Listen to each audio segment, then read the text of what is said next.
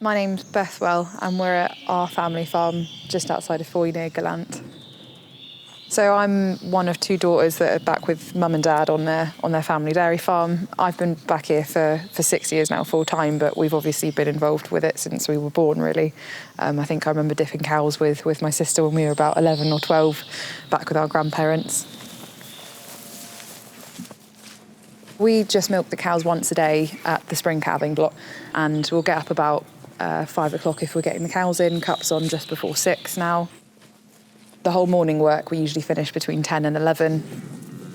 We usually work on until about 5 o'clock, walking grass, putting fences up, doing your other jobs. And then when we get into calving in about February, there is 3 or 4 months there where it is just absolutely manic. We've got 400 to 450 milking cows here.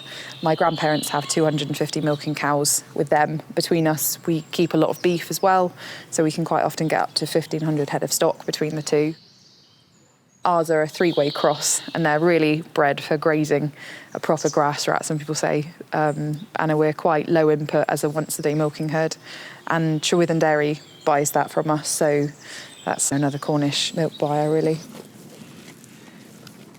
We just love having that relationship with the cows, and everyone does have its different personality.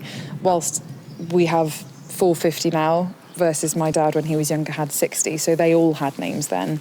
So we do freeze brand them all from an efficiency point of view, but even their numbers, we have 2305 was our oldest cow this year, and we just loved her as much as some of the ones with names like Patricia, who we saw in the field, and Penny and a few others. Oh no, you're on camera. There was never too much pressure on me and my sister. If we didn't want to come back farming, we wouldn't have to. But we were always helping on the farm. And that was really the best memories, was going out with Dad, feeding heifers. And I think that was why we've both come back out of choice. It's because it's so much of a lifestyle as well, really. This is Gallant down there, just tucked down behind the valley with the river. And that's Lostwithiel, just over there in the distance.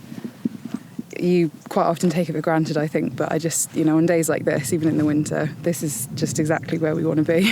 It's the best work ever. I've been incredibly lucky to have been raised with my dad and my granddad and, mum and grandma. I've not felt limited at all because I've been a woman, and to be raised around that hasn't limited me at all. So I think in terms of the confidence to actually run the cows, that's really only come in the past couple of years after having certain responsibilities passed down as me and my sister take on a bit more. Well, I wish I had sons. It'd be brilliant. So do we. No, I'm really proud of it, and I love it. And there's sometimes it's not always easy working together as a family, but there's a lot more ticks in the boxes than crosses. But my best fun was when they was from this age to the age they are now, we'd go out and feed heifers on a Saturday morning or something like this. And that was real fun, wasn't it? My granddad and my dad have worked incredibly hard to get to where we are now. And it is a struggle to look at it going forward as the third generation. You don't want to lose it. But I'd be very happy staying as the same size that we are now with my sister in the business. But I think the teachings nowadays are about low cost versus high profit. So we're going to try and make it as efficient as possible, as stable as a business as possible, and really focus on that regenerative side of things and get the most out of what we have versus a growth mindset, really.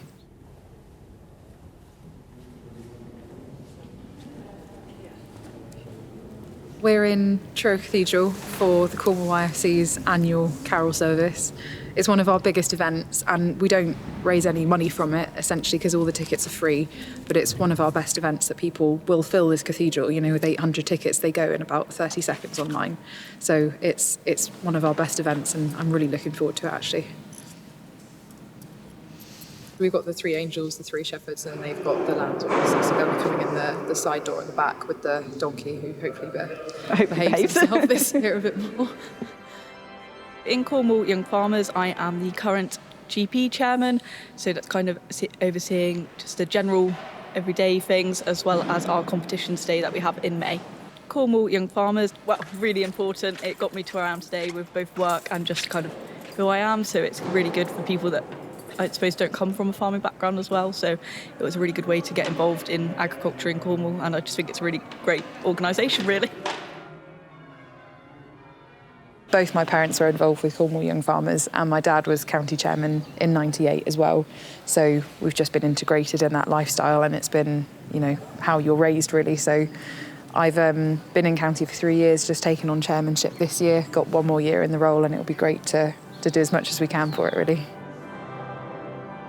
The more and more you push yourself and you learn about yourself, and Young Farmers has helped with that, it really gives you that kind of stable, yes, this is where I want to be. And I think once you can accept that, you can feel proud of where you're coming and help other people come into it a lot more.